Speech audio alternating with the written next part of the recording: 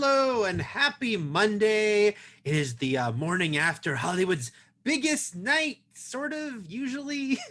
Maybe not this year.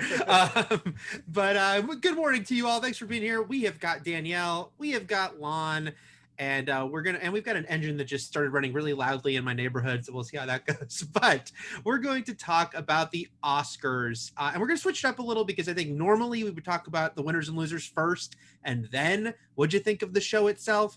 But I think this year we're going to lead with the show because that kind of became the story more than ever.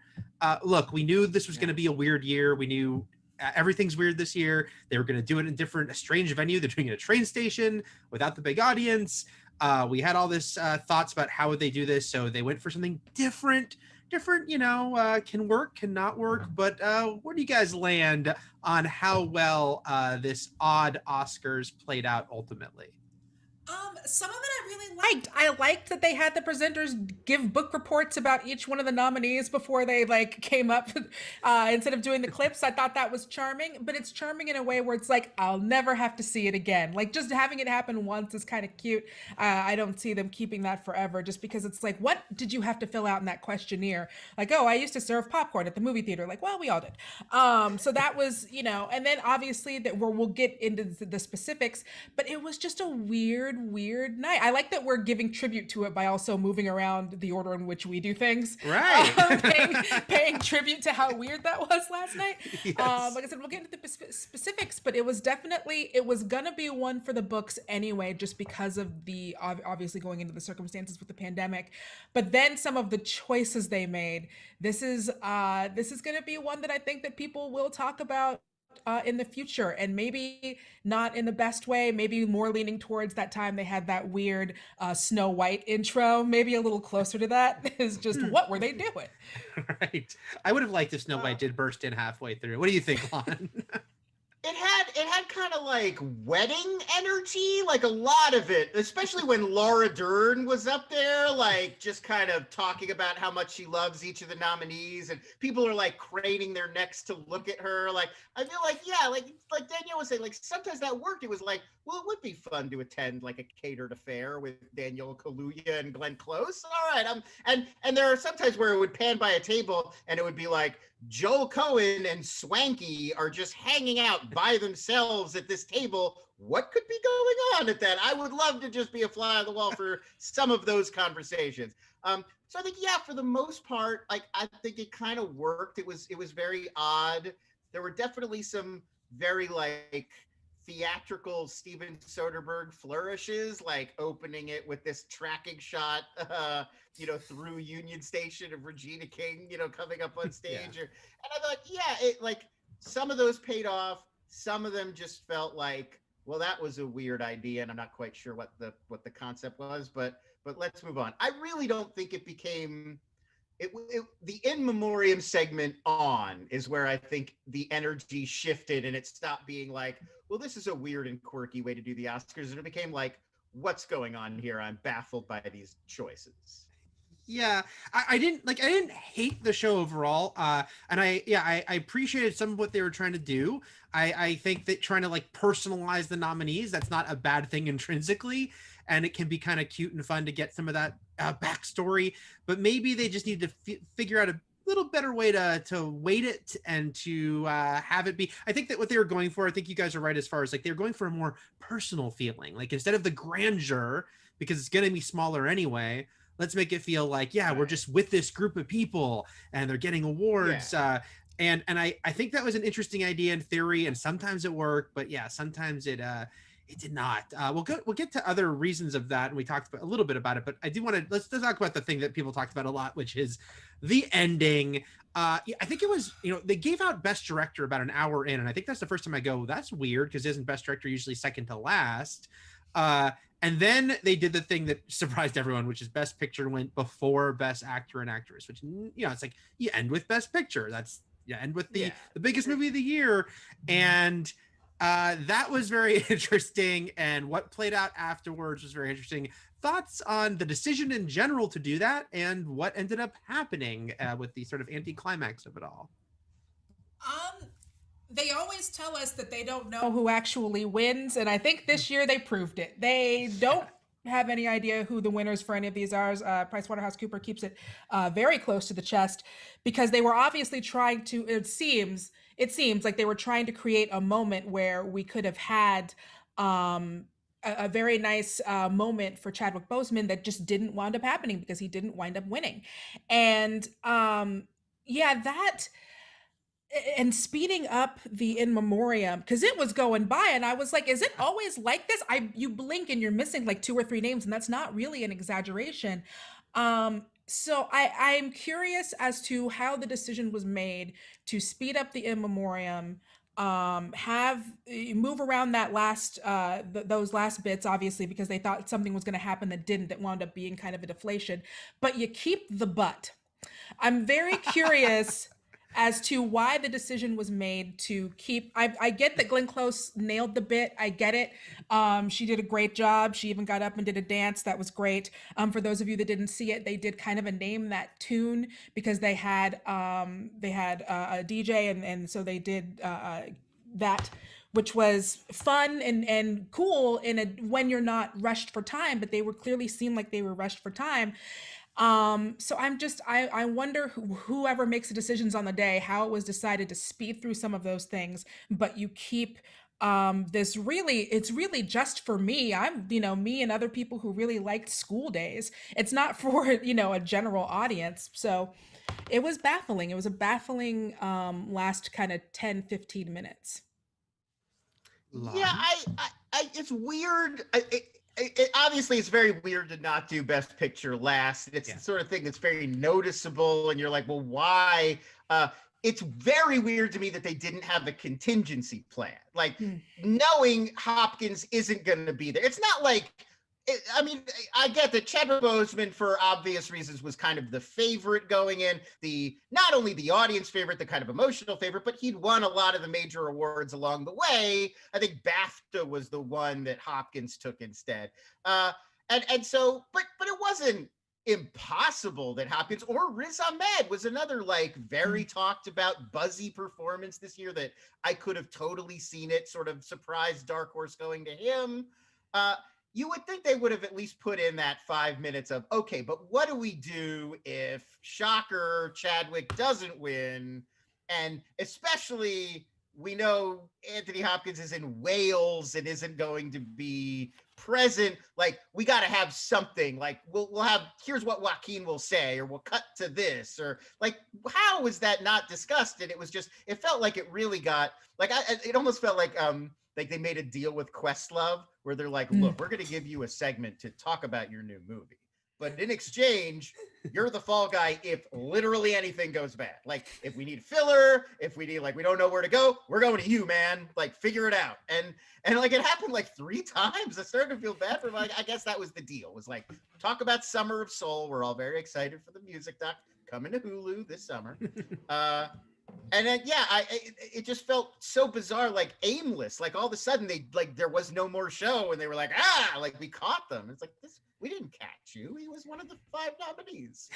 Yeah, like you said, Danielle, we got this proof they didn't know, because everyone is like, oh, it's because Chadwick's winning, and which literally would mean they knew. They knew, and that's how they were positioning it. Right. It's locked up in that. But it's locked up. And so this proved it, but in a bad way, because like you said, Lon, it's if anything, put Best Actress last because they're all there. It's they're just there's a good chance, if you're looking at the odds, there's a good chance Frances McDormand is going to take that one, and Nomadland is going to win. So that's the big winner gets to come out. It was such a weird, oddly planned thing. And then also, this was less talked about. And Joaquin Phoenix is a weird guy. You can't count on him. He's going to go his own way. Don't trust Joaquin Phoenix. He also kind of deflated it before we even got the announcement. All of the other people doing the presenting of the major awards were doing the Laura Dern, giving these nice speeches, highlighting each. And then Joaquin Phoenix kind of just refused. It was I was moved by everything. You're all great. Yeah, I didn't read. I didn't read. I want to make sure this is correct before I say this is absolutely what happened. But I did see some people saying this morning that there was some talk that Olivia Colman was actually supposed to accept for Hopkins in the event he won. and Joaquin either forgot or didn't do, like, Oh, you know, no. that. Yeah. But right, that would make more sense to me. Like, well, obviously, this is a possibility that this might happen. Right. So right. have somebody in the UK ready to go, or like, you know, something planned in case the one guy who's, you know, sleeping, because he's in his 80s. You can't fault Anthony. It was like 5 in the morning, and he's yeah, like let the man sleep. He's earned it. He's tired. I mean, by the way, he's the oldest winner ever now. So kudos to Anthony Hopkins. And he gave a very nice. I don't know if you guys saw. He posted to Instagram this morning a very nice video where he he gave shout out to Chadwick and said thank you, and it was nice. And it's just, he's sucks, great. you know. He's great in The Father. You know, like people were kind of knives out for it yesterday, which I get. Yeah, but it's not him. It's the show. Like the show, like fumbled at the 1 yard line in this weird way.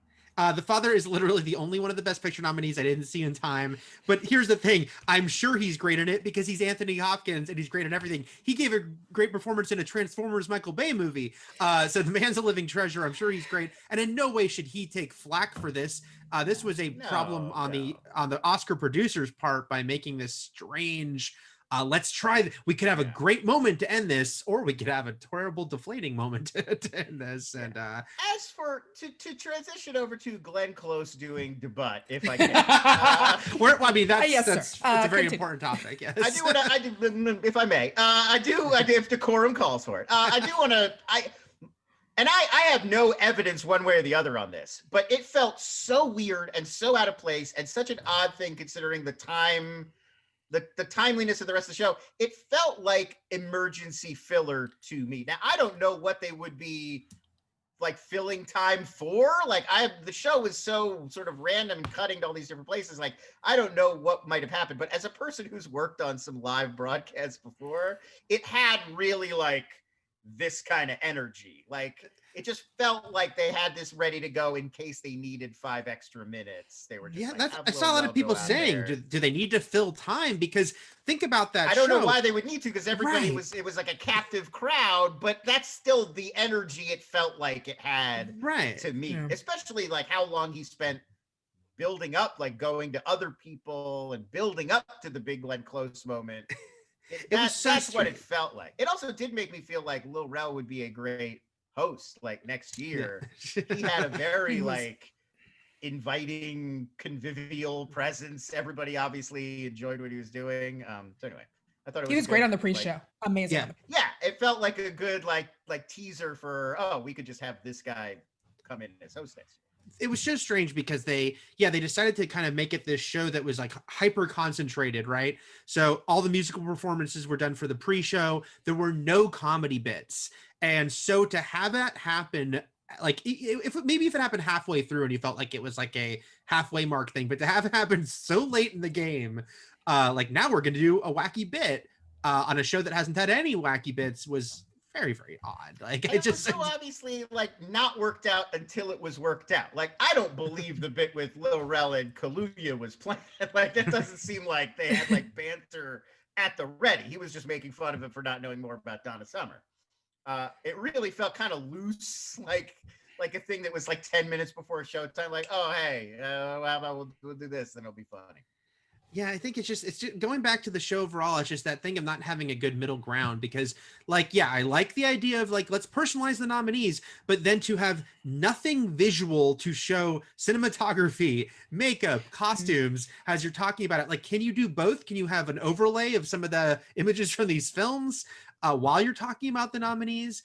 Because so many people, they knew going in, like, you know, not shockingly, we just saw like a half hour ago, news broke, lowest rated Oscars ever, 58% down from last year. Everything was predicted. No one was shocked by this. We all knew it was going to be low rated because so few people had seen these movies, COVID. Movies, right. Like studios barely released any movies last year. Yeah. Like I saw there was a tweet headline that was going around like, Nomadland is the lowest grossing Oscar winner of all time. It's like, well, every one of them theaters were closed. What do you expect? Little context, maybe. Yeah, like so right. So we figured it was going to be an off year no matter what. Yeah, so it was so strange to me though that then they almost seem to be like, well, it's gonna be low rated and not many people have seen these movies, so let's just ignore trying to give, like you said, Danielle, context. Like let's not include any context. Let's not show you visuals for these things we're talking about. Yeah, they didn't do.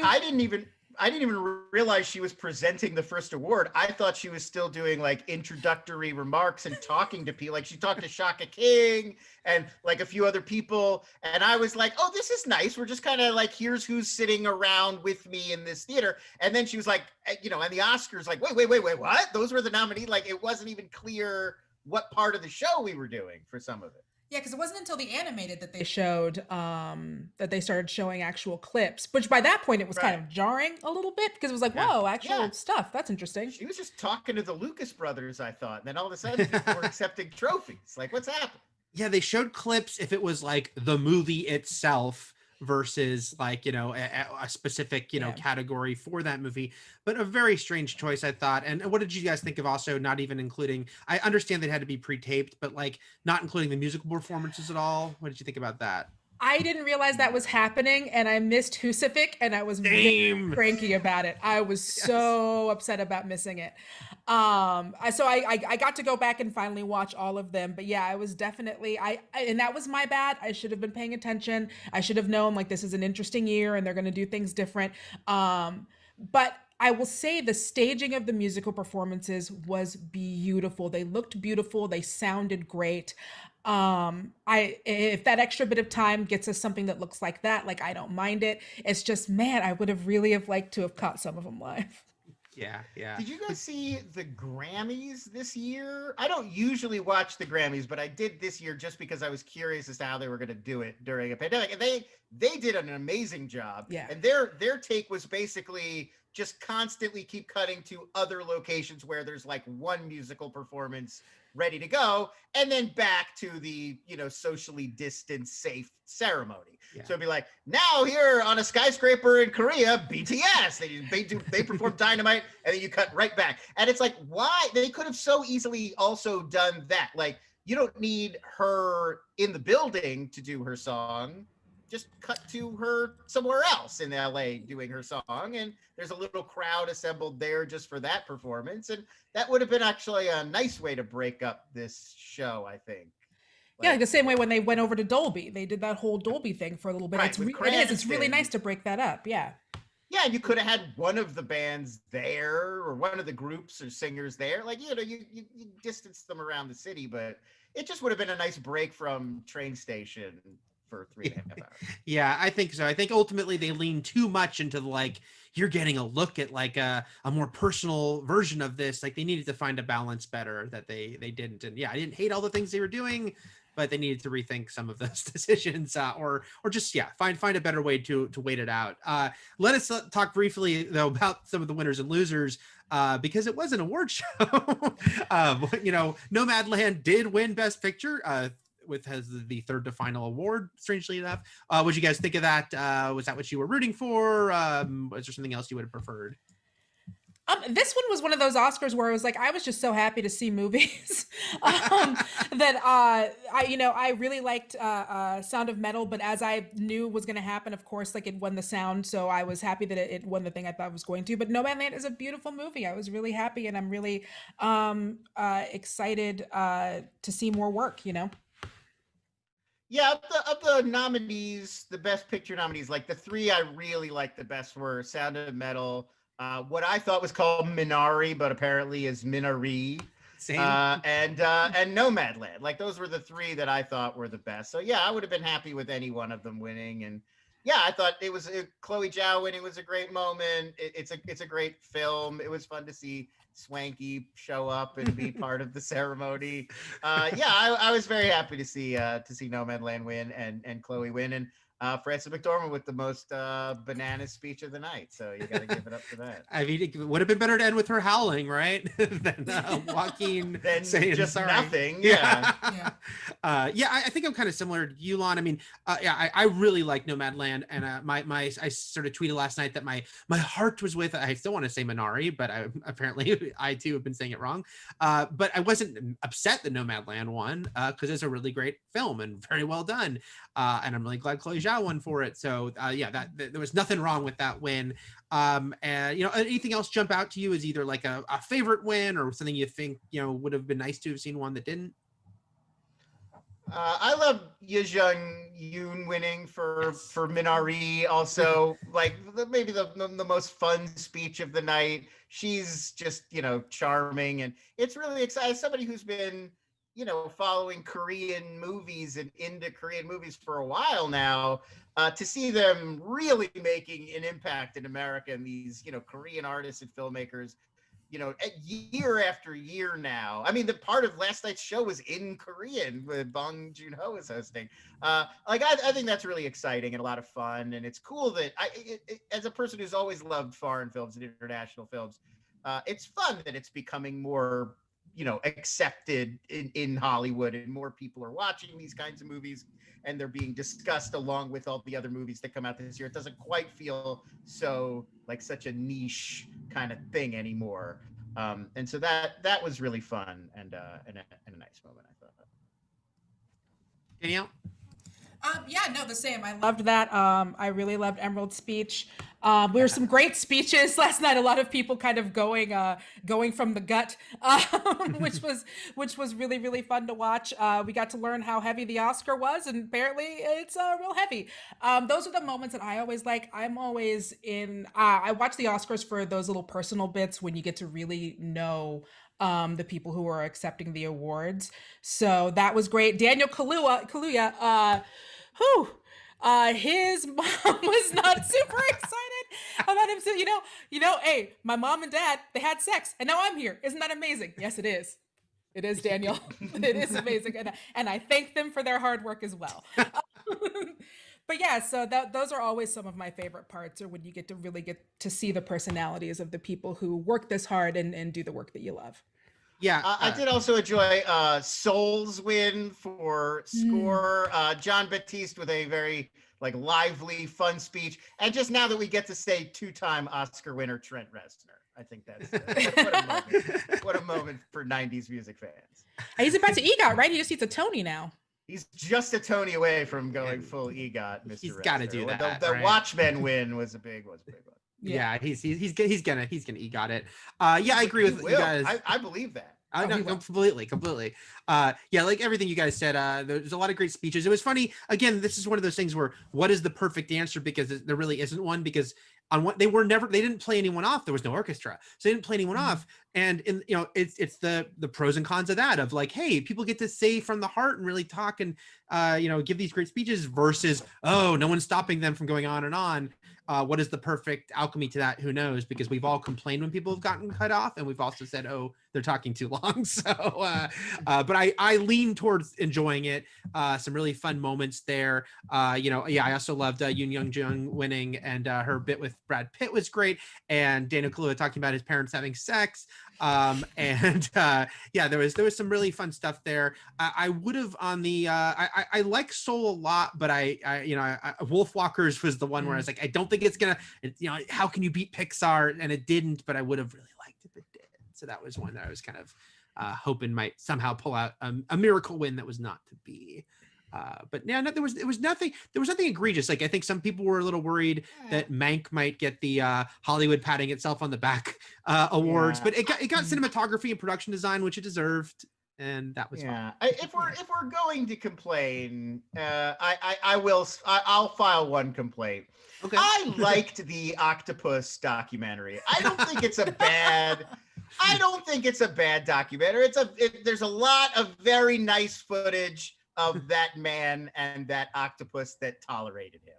But there were three. I didn't see Mole Agent, so we'll put that one to one side. But Collective and Time and Crit Camp were like these incredibly powerful, vital, essential, like each of them, I think you can make this incredibly strong case for, like, it's not just great filmmaking, but like important, like stuff, like perspectives that people really should have on important topics of the day. And then there was like, hey, I hung out with this octopus a bunch and it made me think about life. And it's like, it's so slight on one level. Like, I know that it's like, in terms of the filmmaking and whatever, like, it's just about what's a better film, not what's more essential or important or whatever. But I don't know. It's hard for me to make the argument that the octopus movie deserved to win over like the expose about, you know, unending corruption in public health, or like the, you know, meditation on criminal justice and the human cost of these policies, or like,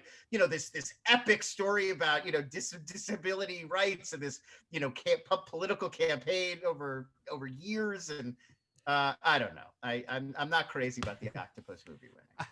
I haven't seen the octopus movie, but it certainly seemed to be divisive. And apparently he might have been trying to have sex with an octopus. This is all me seeing Twitter conjecture. So. I mean, look, it's a platonic relationship with the octopus, as far as we know in the film.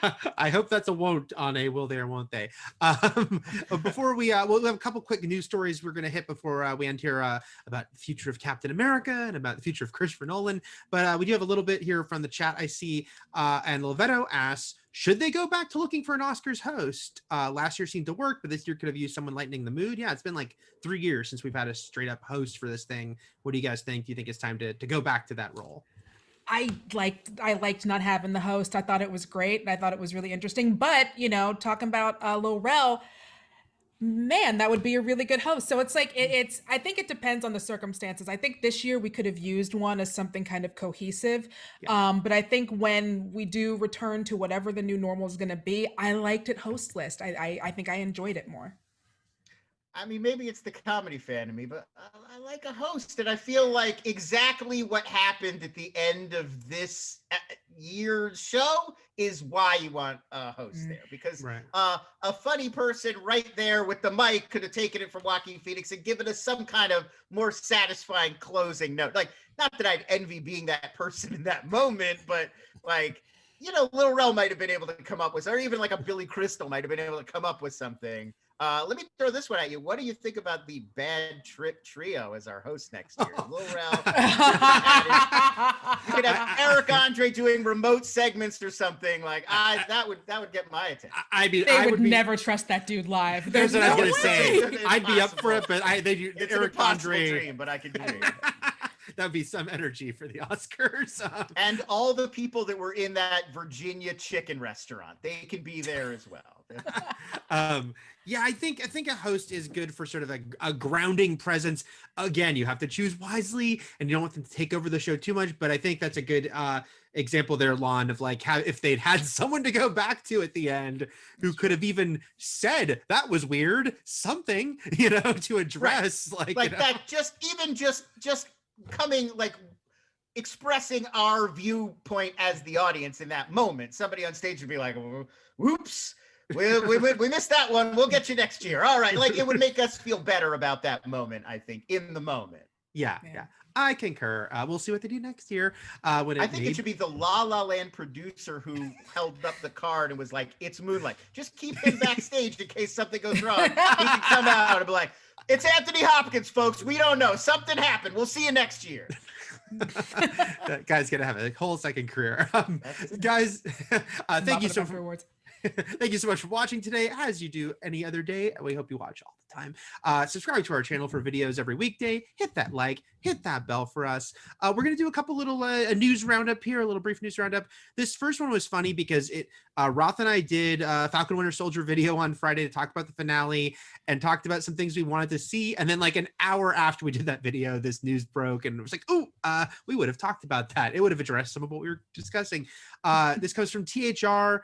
And it talks about how Captain America 4 is in the works. And the Falcon and the Winter Soldier showrunner, Malcolm Spellman, is writing the script. He's writing it with Dallin Moosin, who was a writer on that show. He specifically wrote the 5th episode called Truth, which I think it's safe to say was many people's favorite episode. Certainly a lot of people's favorite episode. I don't think we can talk about this without talking about the finale of Falcon Winter Soldier in some respect. So I guess be careful. We don't get into all the storylines. We just have to talk about Sam Wilson here. So what do you guys think about them doing Captain Captain America 4. Nothing that, this is all Marvel's not announcing anything yet like they do. So it's all speculation. But I think it's pretty safe to say this movie would be about Sam Wilson, given who's writing it especially. So where do you guys fall on here? And there's going to be another Captain America movie. It doesn't really surprise me, although, are they going to do TV show, movie, TV show, movie, TV show, movie? Like, how are they going to work that out?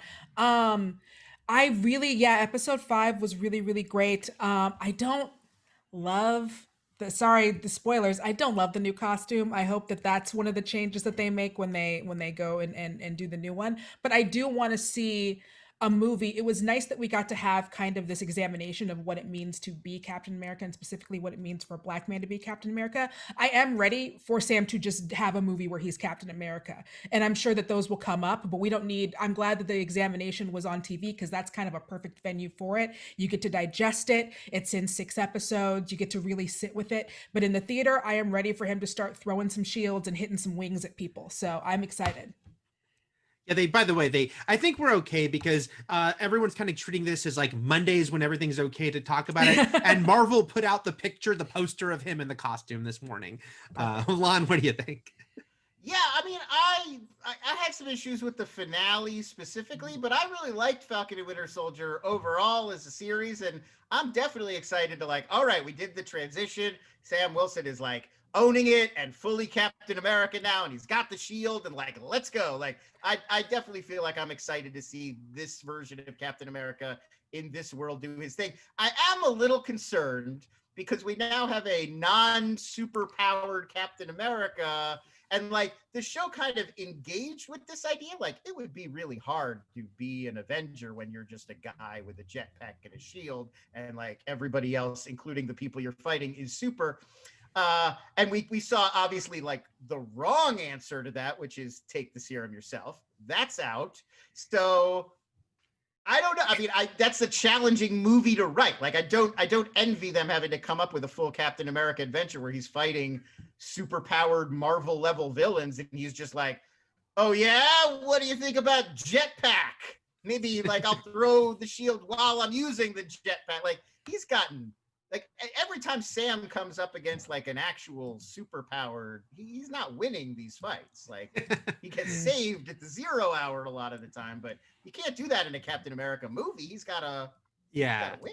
I saw a funny article pointing out how many times he's lost fights, including to Ant-Man. And they're they kind of probably need to remedy that. I believe Mark Bernardin put a list together of I don't know if it was Mark is the one who tweeted it, but I think it might have been another writer. He was somebody else. Yeah, he's gotten worked over a bunch. And look, if you're fighting Batroc the Leaper, you're gonna get worked over. That guy's tough. But that's why we have serums, I don't know, storytelling wise, it's a thing you've got to navigate now. I think you don't think Red Wing is a replacement for a super soldier serum? No? It's a little bit like putting Captain Boomerang in the Suicide Squad, where it's just a guy with a boomerang that has a GoPro. I think they'll level up that costume. They'll just say hey, the Wakandans put all sorts of cool stuff in it. I haven't even figured out yet. Yes. I'm not saying there's no solution. I'm just saying that's a big thing. I think you have to how are we going to deal with this? I'm looking forward to seeing them deal with it 4. Yeah, I am too. I'm very happy this is happening, and I know Roth Cornet is, because Roth, if you saw that video and other videos, she said, hey, if they are making him Captain America, he needs to be front and center as Captain America. And I'm kind of a hypocrite here, because I've always been hey, don't talk about TVs as being secondary to movies, because they both can be great. But there is a sort of image thing here that if he is now Captain America, he needs to be back in the movies. It can't only be these shows. He can return to these shows and weave in and out. But finding out that, yes, he will get his own film as Captain America feels very correct. And I'm very glad they're doing it. And yeah, they'll have to, I'm curious how much they'll tackle some of the issues the show tackled, which I'm so glad the show tackled head on. You feel maybe they feel like they almost can take a step back in the movie because the show's talked about it more openly, yes. Which is a little bit of a cheat, but it lets them get away with it, I feel like it's the same team from the show, yeah. So you'll probably have that same balance of some commentary and then some action and fun. I just think you'll get the reverse Yes. reverse balance. Instead of being a little more weighted into the thinky stuff with then some fighting, it's going to be mostly fighting and then an occasional like, hey, what about this? Huh? Think about it. Right. And we'll wait till at some point Marvel will officially announce this in 2 years or whenever they decide to. They have their own schedule for stuff. But yeah, I'm excited for it. I have my caveats about Falcon Winter Soldier as a series, but overall I liked what they did with Sam quite a bit. And this should be 3, 4, and 5 I thought were really strong. It gets off to kind of a shaky start, kind of shaky at the close. There were a few things they didn't quite like round the circle on, but some very strong episodes there. And there's a lot of stuff about it that I really liked. Like I really liked the reboots of Sharon Carter and Zemo. Obviously, I thought like Madripoor was a super fun location. Like, and it engaged with a lot of like serious issues that Marvel movies sometimes kind of like, kind of glide past on their way to the next big action scene. Glide. Very well, very good. And then last news story here is that Christopher Nolan, enemy of streaming, has had some conversations with Netflix. This was Wall Street Journal. They were talking to Netflix Scott Stuber, and he talked about the fact that he has had a few conversations with Christopher Nolan, but that a sticking point for Nolan, if they were to ever do something together, is that there are aspects of global distribution that are still a big deal for Mr. Nolan, and that's something he wants deeply. And if we can't provide that, it will still be an issue for him. We've all talked about how Nolan, was openly very bitter at HBO, for Warner Brothers, for making the deal with HBO Max, and which, obviously kind of surprised everyone in the industry. And we wondered, what would he do next? He's been with Warner Brothers for so long. Would he go elsewhere? Would it be ironic and funny if he ended up at Netflix? And would they give them that? Would they give him like the, Scorsese got with The Irishman theatrical only? That's the thing, is like they always like to release it simultaneous in a handful of theaters. Irishman got a bigger release than that. Do you think Nolan could tip the needle here for Netflix to do something different than their norm in distribution? I feel like they'd have to. It seems like that's kind of a sticking point, and that's the only way that he would do it. I honestly would be surprised if it happened at all. Reading this kind of surprised me, just period, because of the way that he feels about the theatrical experience, because of all of the global stuff.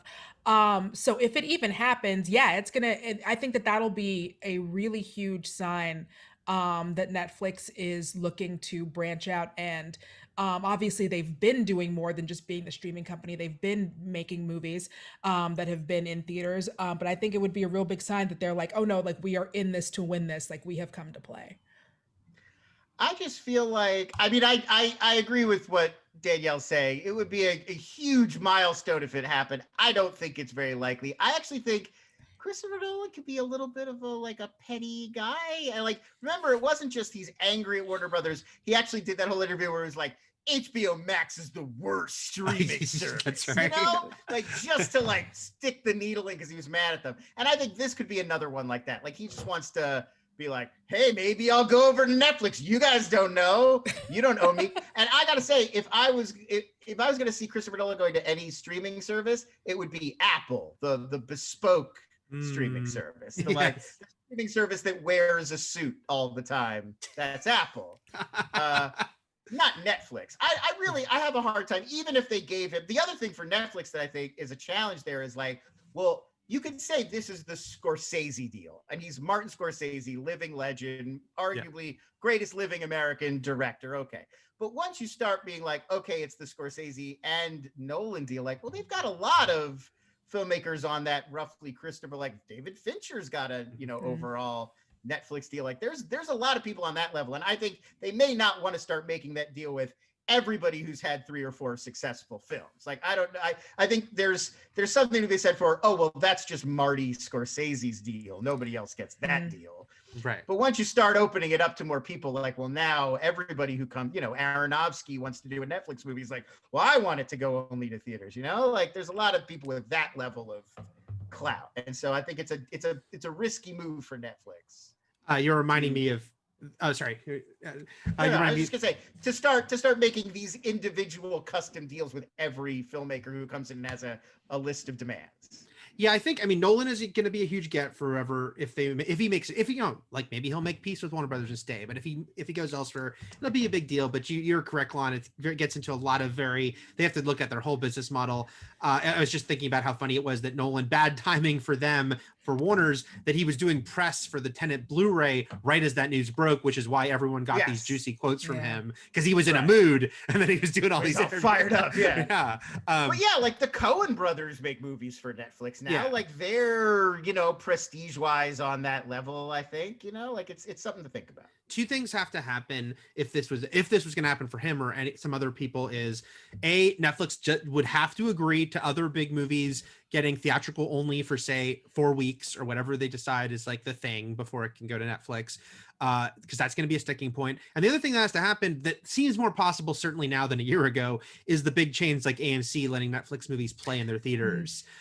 Because that seemed like a non-starter. That's like even the Irishman couldn't break that down, and it could only play in like independent chains and stuff. But maybe now so much has changed with distribution, so much has changed with the window, how quickly things are going to streaming. So it seems like AMC might be willing to play ball. If Netflix said only theaters for 3 or 4 weeks, maybe they'd be willing at this point versus a year ago when it was like, no, there's no way. But we'll see for Chris where it goes. Let's end with just a quick one more AMA question here, which is just 2 different people were asking. It was James Bunt, and then there was a follow-up from Zayas Bilou, which is, why no love for Invincible, and why are we not reviewing Invincible? I don't know if you guys have seen Invincible. If you have, what are your quick thoughts on Invincible? I'm not completely caught up. I'm a huge fan of the comic. The book, the animated series is really, really good. I just have to like get caught up on it. I think it's great. So if you want like Danielle's 1-2 word review, go watch Invincible. It's really, really fun. It looks beautiful. The cast is amazing, and it's a really good story. And if you haven't seen it, it'll surprise you. It's not just, it's not the everyday superhero story, even if it looks like it. Yeah, I was not familiar with the comic book. I was a little cynical just because I feel kind of generally just tired of like superheroes, but gritty and violent. What if these superheroes were in the real world, man? Did I blow your mind? And I kind of thought it was going to be more like Kick-Ass, like that. And it's not. It really it's a self-contained world that he's creating, but it really is like he's telling, compelling, relatable, interesting, original kinds of stories in that very recognizable comic world. And yeah, the animation is great. It really reminds me of like Batman, the animated series, and that classic 90s Justice League. It's got that like classic 2D TV comic book show animation, and a lot of the voice cast too. I mean, obviously there's like huge stuff like Seth Rogen and Mahershala Ali are in it, but they also have a lot of like Kevin Michael Richardson and Tara Strong type people doing the voices who you recognize from those shows. And so it feels like a piece of that world that is just going off in its own like crazy original direction. So yeah, I've been really enjoying it too. I'm a mixture of you guys because I'm behind like you, Danielle, on the show, but I'm very similar to you, Lon, going in that I had not read the comics, and I was also cynical of cynicism about superheroes. So I thought, oh, is this going to be my worst fear was it was going to be if you guys know Garth Ennis's comic books. And I really like Preacher, but whenever he wrote actual Marvel superheroes, the fact that he actually hated superheroes bled through. So it wasn't just like a deconstruction. It was like, it felt like it was just like so mocking that I was like, well, this isn't fun. And that was my fear with Invincible. But I think that they are having their cake and eating it too. And that, yes, it is taking like the Justice League paradigm and then getting very dark with it. But it also comes from a place where you feel like love for the genre and the superheroes in it. So I've really liked the show and made me regret not reading the comic yet. But I'm also a couple episodes behind, so I need to catch up on it. But yes, we're a pro Invincible group here at SJU, guys. I don't decide what they review. It's never up to me. So, yeah, sorry we haven't officially reviewed it, but we'll see. Maybe we'll revisit it. There you go. Guys, thank you so much for joining to talk all things Oscars. We will be back. There'll be an Honest Trailer commentary tomorrow. We'll be back with SJU on Wednesday. You might hear the voice of Ryan returning Wednesday because right now he's been off traveling. But in the meantime, thanks so much, and we will see you again soon. Bye.